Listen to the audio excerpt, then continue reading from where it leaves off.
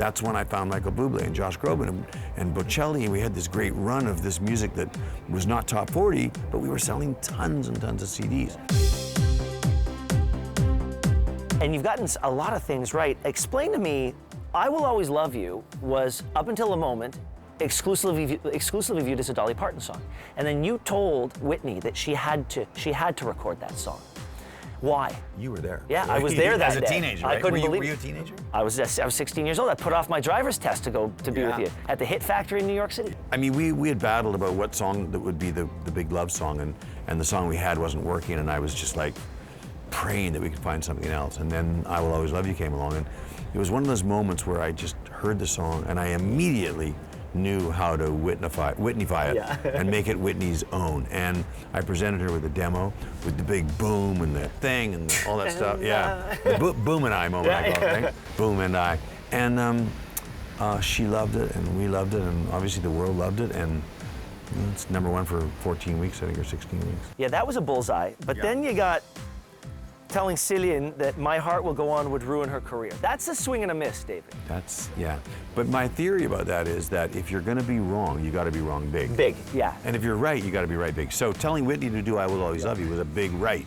Telling Céline, I didn't say, what did I say? That I said it'll ruin your career. Ruin, yeah. If you do the Titanic song, it will ruin your career. How do you feel about it now? Because clearly it didn't ruin her career, but how do you feel about that song? It sure didn't. Do you not like that song? I don't. God bless James Horner, who's no longer with us, who wrote the music. It just didn't sound right when she sang it. It didn't sound like something, and in fact, when it came out, it bombed the first time.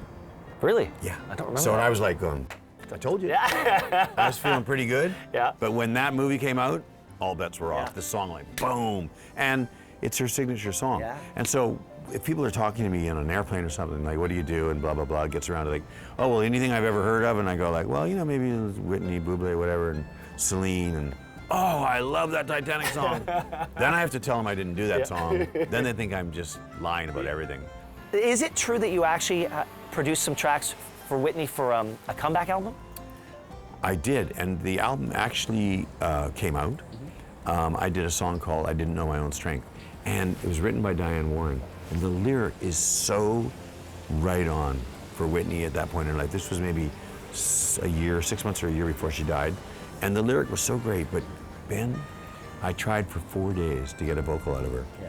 And it just, you know what happens, you know, it's public what she went through, so I'm not speaking out of turn, but what happens to singers like that when they really crash and burn, their voice becomes two-dimensional instead of three-dimensional. So it goes wide across the speakers, but it doesn't go deep into the speakers. And her voice just was a two-dimensional voice. She didn't have that third dimension anymore. So it was impossible for her to hang on to notes. It was impossible for her to have that Whitney tone. And we tried for 4 days, and God bless her, she tried her best.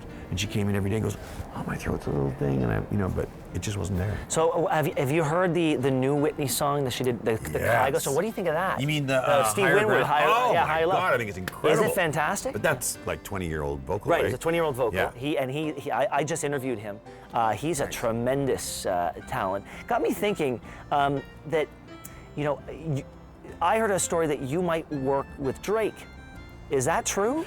All that happened was, and I love that that's now on camera, but I was at a party and Drake was like, hey, what's up? And I was like, yeah, Drake, okay. And he's like, call me sometime, man. I want to like try some stuff with you. Really? And that was it. My friend, hey, Ben, thank you so much. Always a pleasure, Congratulations. man. You little genius. I'll see you in Toronto. We love Ben Mulroney. We love David Foster.